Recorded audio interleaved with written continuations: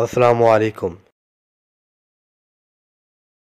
کہتے ہیں قرآن سمندر سے بھی زیادہ گہرا ہے، لیکن یہ گہرائی ہمیں سمجھ میں نہیں آتی۔ آج کی اس ویڈیو میں ہم قرآن کی گہرائی سمجھنے کے حوالے سے بات کریں گے کہ کیسے اس کو سمجھا جا سکتا ہے۔ آج سے 1500 سال پہلے یمن کا ایک بادشاہ تھا۔ اس کا ایک بیٹا 10 سال کی عمر کو پہنچا تو اس نے اپنے غلاموں کو حکم دیا، اس کو پہاڑوں کے پیچھے لے جا کر قتل کر دو۔ حیرت سے جب اس کی وجہ پوچھی گئی تو بادشاہ نے کہا، مجھے اس لڑکے کے صحیح النسل ہونے پر شک ہے۔ اس کی عمر 10 سال ہو چکی ہے لیکن اس نے ابھی تک کوئی ایک شعر تک نہیں کہا۔ غلام اس لڑکے کو لے کر پہاڑوں کے پیچھے گئے اور قتل کرنے لگے۔ لڑکے نے وجہ پوچھی تو غلاموں نے بتایا کہ آپ نے ابھی تک ایک شعر بھی نہیں کہا، اس لیے بادشاہ نے آپ کے قتل کا حکم جاری کر دیا۔ یہ سن کر اس لڑکے کے منہ سے فوراً ایک قصیدہ نکلا جس کی وجہ سے اس کی جان بخشی ہوگی۔ یہ لڑکا بعد میں عرب کی دنیا کا سب سے بہترین اور اعلیٰ فصیح و بلیغ شاعر بنا۔ اس کا نام امراء القیس تھا۔ یہ لڑکا اپنے دور کا سب سے بڑا خطیب مانا گیا۔ اس دور میں ایک رواج تھا کہ جس کا سب سے بہترین قصیدہ ہوتا تھا اسے خانہ کعبہ کی دیوار سے لٹکا دیا جاتا تھا۔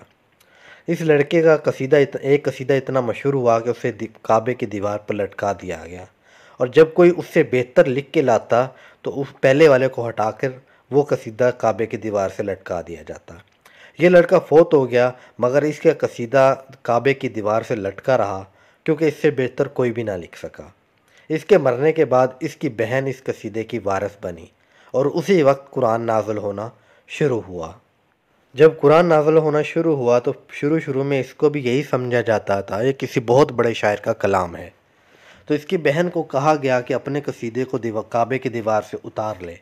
اس نے کہا، میرے بھائی سے بہتر ابھی تک کسی نے نہیں لکھا۔ لیکن جب قرآن پاک کی سورۃ ہود کی آیت نمبر 21 اس کے سامنے سنائی گئی تو اس نے خود اپنے ہاتھوں سے وہ کلام اتارا، اپنے بھائی کا قصیدہ اتارا اور یہ کہا کہ اس کلام کے سامنے وقت کے سب سے بڑے استاد کا کلام بھی پھیکا پڑ گیا ہے، اور اپنے بھائی کا قصیدہ اتار کر پھاڑ دیا۔ جب یہ تصور کیا جاتا تھا تو اس وقت عرب میں ایک شاعر بہت بڑا شاعر مانا جاتا تھا، عبداللہ بن مجوسی۔ اس کو کہا گیا کہ قرآن کے مقابلے میں اپنا کلام پیش کرو۔ اس نے 1 سال کے لیے اپنے آپ کو ایک گھر میں قید کر لیا جہاں سے وہ صرف اپنے بشری تقاضوں کے لیے نکلا کرتا تھا، باقی سارا عرصہ وہ کلام لکھا کرتا تھا۔ 1 سال اس کو لگا اور اس کے بعد پوری تیاری کے بعد وہ اپنا کلام تیار کر کے لے کے آیا، اور جب اسے اطمینان ہو گیا کہ میرا کلام اب قرآن پاک کا مقابلہ کر سکتا ہے تو اپنے گھر سے نکلا۔ ایک گلی سے گزر رہا تھا کہ ایک گھر کی کھڑکی کے پاس ایک لڑکی سورۃ ہود کی یہی آیت نمبر 21 تلاوت کر رہی تھی۔ عبداللہ بن مجوسی کے کانوں میں جب یہ آیت سنی، یہ آیت پڑھی اس کے کانوں میں تو وہ کانپ گیا اور اس نے واپس گیا اور اپنا سارا کلام پھاڑ دیا۔ اس نے کہا کہ اس صرف ایک فقرے نے میرے پورے سال کی محنت پر پانی پھیر دیا۔ اب کیونکہ ہم عربی زبان کو نہیں سمجھتے اور وہ عربی زبان کو سمجھتے تھے، اس لیے وہ ساری بات اور ساری جو کیفیت آیت کے اندر ہوتی تھی اس کو سمجھ جاتے تھے۔ اس کو میں آسان لفظوں میں آپ کو سمجھاتا ہوں۔ ایک مثال لیتے ہیں، مثلا میں ایک اردو کا ایک پیراگراف پڑھتا ہوں۔ رات کی منظر کشی کرتا ہوں۔ سردی کا موسم تھا، رات آدھے کے قریب گزر چکی تھی، چاند پوری آب و تاب سے چمکتا ہوا ہر سو اپنی روشنی بکھیر رہا تھا، مغرب کی جانب سے ہلکی ہلکی ٹھنڈی ہوا چل رہی تھی، شبنم کے قطرے سبزے کے فرش پر اتر رہے تھے۔ اب اس پیراگراف میں آپ نوٹ کریں ان چیزوں کا ذکر ہوا ہے۔ رات کا وقت تھا، رات روشن تھی، رات کا کون سا پیر چل رہا تھا، یعنی آدھی رات تھی، یا کون سی رات کا پہلا پیر تھا یا آخری پیر تھا یہ بتایا گیا ہے۔ ہوا چل رہی تھی، ہوا کس طرح سے چل رہی تھی، مغرب کی طرف سے چل رہی تھی، ہوا کی رفتار کیسے تھی، نرمی سے چل رہی تھی، ہوا ٹھنڈی تھی، شبنم گر رہی تھی۔ اب یہ اردو میں اگر لکھا جائے تو یہ تقریباً اس کے لیے 8-10 لائنیں چاہیے لکھنے کے لیے، لیکن اسی کو اگر عربی میں بیان کیا جائے تو یقین کریں صرف 4 لفظ بیان کرنے ہوں گے۔ 4 لفظ پڑھیں، اس پورے پیراگراف ان 4 لفظوں میں آ جاتا ہے۔ عربی میں میں ایک فقرہ پڑھتا ہوں، تہب البلیل فی اللیل المنیر۔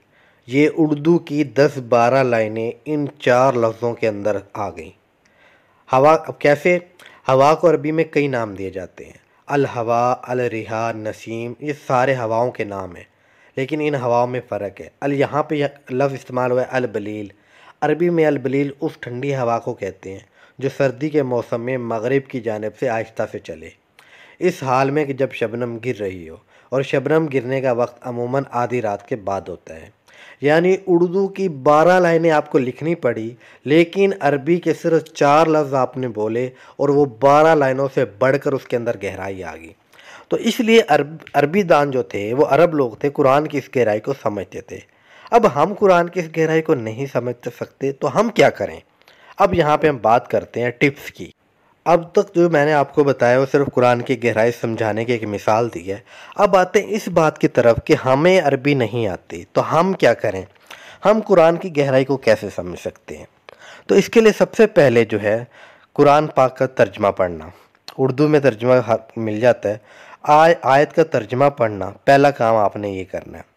یہ کیا جائے، اگر قرآن کا ترجمہ پڑھ کے اس کو سمجھا جائے، پہلا کام، یہ پہلا سٹیپ ہے۔ قرآن پاک کا ترجمہ پڑھ لیا، سمجھ لیا، دوسرا کام کرنا ہے اس کو محسوس کرنا اور اس پہ غور و فکر کرنا، کہ اس کے بارے میں اپنا دماغ لڑانا کہ یار کہاں اس کا کیا مطلب ہوتا ہے، اس چیز کو محسوس کرنے کی کوشش کرنا۔ اچھا، اگر یہ نہیں کر پاتے، تیسرے سٹیپ پہ آ جائیں۔ تیسرا سٹیپ کیا کرنا ہے؟ تیسرے سٹیپ میں آپ نے تحقیق اور ریسرچ کرنی ہے۔ میں مثال دیتا ہوں۔ قرآن پاک کی ایک آیت کا ترجمہ ہے کہ اللہ تعالیٰ اس بات سے نہیں شرماتا کہ حقیر ترین مچھر کی مثال دے۔ اب یہ قرآن پاک کی ایک آیت کا ترجمہ ہے۔ اسی طرح ایک اور آیت کا ترجمہ اگر میں لوں تو اللہ تعالیٰ ایک فرماتے ہیں قرآن پاک میں، ایک آیت کا ترجمہ ہے، اور بے شک سب سے کمزور گھر تو مکڑی کا ہے۔ اب یہ دو آیتوں کو میں نے ترجمے آپ کے سامنے مثال کے طور پر بیان کیے۔ اب تیسرا جو سٹیپ آپ نے لینا ہے، جو کام کرنا ہے، وہ یہ ہے کہ آپ نے اس کے اوپر ریسرچ کرنی ہے، تحقیق کرنی ہے۔ کیسے؟ میں اس کی مثال دیتا ہوں۔ آپ گوگل پہ جائیں، گوگل پہ جا کے آپ لکھیں مچھر، یا انگلش میں لکھیں ماسکیٹو۔ اب اس کے اوپر آپ پوری ریسرچ کریں سائنسی لحاظ سے، مچھر میں کیا کیا چیزیں ہیں، کیا کیا خوبی ہیں، کیسے وہ اپنا جو خون چوسنے کا عمل ہے کیسے وہ سر انجام دیتا ہے، اور مکڑی پہ ریسرچ کریں، اسپائڈر لکھ کے ریسرچ کریں کہ سائنسی لحاظ سے ویسے یا جنرلی کیا کون کون سی اس میں حیرت انگیز باتیں ہیں۔ اب یہ ساری ریسرچ کرتے جائیں، ریسرچ کرتے گئے، ریسرچ کر کے آپ کے پاس ڈیٹا آ گیا، آپ کو پتہ چل گیا مچھر میں یہ کچھ ہوتا ہے، یہ کرتا ہے، مکڑی کے اندر یہ ہوتا ہے۔ اب جب آپ ریسرچ کریں گے، میں مثال دی میں نے تو کی ہوئی ہے، مکڑی کے اوپر ریسرچ کریں گے، اللہ تعالیٰ قرآن کی میں کیا فرما رہے ہیں؟ اور بے شک سب سے کمزور گھر تو مکڑی کا ہے۔ جب آپ مکڑی لکھ کے آپ سرچ کریں گے، اسپائڈر لکھ کے سرچ کریں گے، تو آپ کے سامنے یہ حیرت انگیز بات آئے گی کہ مکڑی کا گھر دو طرح سے کمزور ہے۔ ایک تو اس کا جالا کہ ہوا ذرا سی آئی، آندھی آئی، ذرا سا کچھ چیز ٹچ ہوئی تو اس کا گھر تباہ و برباد ہو جاتا ہے، ایک تو اس حوالے سے کمزور ہے۔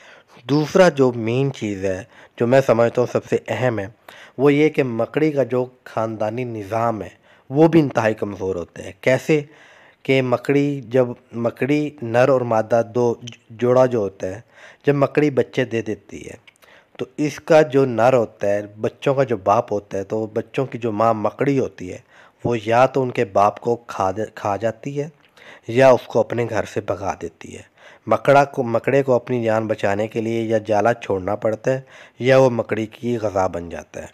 اسی طرح جب اس کے بچے تھوڑے سے ہوش سنبھالتے ہیں تو وہ جال سے بھاگ کے، مکڑی کے جال سے بھاگ کے اپنا الگ جال بنا کے اپنی جان بچاتے ہیں، ورنہ کیا ہوتا ہے مکڑی اپنے ہی بچوں کو بھی کھانا شروع کر دیتی ہے۔ اب کیا ہوا؟ آپ کے سامنے تحقیق کی، آپ نے گوگل پہ ریسرچ کی، تحقیق کی، تو آپ کے سامنے یہ بات آ گئی کہ یار مکڑی ایسا کرتی ہے۔ اب ایک طرف یہ آپ کے پاس جو سائنسی ڈیٹا ہے، جو آپ نے ریسرچ کی، وہ ڈیٹا آ گیا۔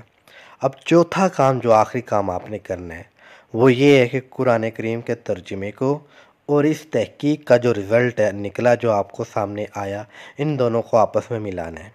اب قرآن کریم میں کیا تھا کہ بے شک سب سے کمزور گھر تو مکڑی کا ہے، اور سائنسی رزلٹ سے کیا نکلا؟ ایک تو ظاہری طور پہ بھی کمزور ہے، اور دوسرا اس کا خاندانی نظام، گھریلو نظام بھی انتہائی کمزور ہے۔ اب قرآن کریم میں 1400 سال پہلے یہ بات کہہ دی گئی تھی کہ مکڑی کا گھر کمزور ہے، سب سے کمزور ہے، تو سائنس بھی نے بھی اس بات کو اب ثابت کیا۔ تو اسی طرح آپ قرآن کریم کی آیتوں کو پکڑیں، ان کا ترجمہ پڑھیں، وہ ترجمہ پڑھ کے آپ آ جائیں گوگل کے اوپر، اس کے اوپر اپنی ریسرچ شروع کر دیں۔ آپ یقین کریں جیسے جیسے رزلٹ کو دیکھیں گے آپ حیران رہ جائیں گے۔ قرآن کریم میں بہت ساری چیزوں کا ذکر ہے، شہد کی مکھی کا ذکر ہے، ہدہد کا ذکر ہے، اونٹ کا ذکر ہے، بہت ساری چیزوں کا ذکر ہے۔ ترجمہ پڑھیں، تحقیق کریں۔ اس کے علاوہ اور بہت ساری ایسی آیتیں ہیں جن میں قرب قیامت کا ذکر ہے کہ جب آخری وعدے کا وقت قریب آئے گا تو ہم تم سب کو ایک جگہ جمع کر لائیں گے، یہ آیت اب یعنی ایسی بہت ساری آیتیں ہیں، جب آپ ان کے اوپر ریسرچ کریں گے یقین کریں آپ حیرت زدہ رہ جائیں گے، آپ حیرانگی کی سمندر میں کھو جائیں گے۔ جب اس سمندر میں اتریں گے تو حیرانگی کے سمندر میں آپ کھو جائیں گے۔ تو یہ ایک مختصر سا میں نے آپ کو ٹپس بتا دی ہیں جن کو اپلائی کر کے، جن کو اختیار کر کے آپ قرآن کریم کی گہرائی کو کسی نہ کسی حد تک سمجھ سکتے ہیں۔ انشاءاللہ ایسی ہی مزید ویڈیوز کے ساتھ پھر حاضر ہوں گے، تب تک کے لیے اجازت دیجیے۔ اللہ حافظ۔ اللہ ہم سب کا حامی و ناصر ہو، آمین۔